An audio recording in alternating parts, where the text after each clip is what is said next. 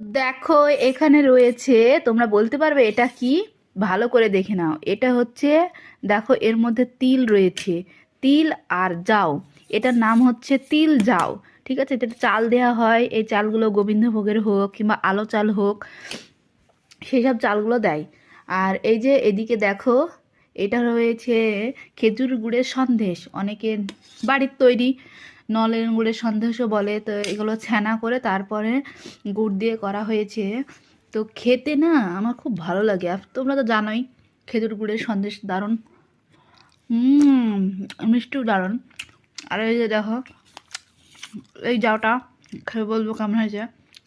হুম, হুম, হুম।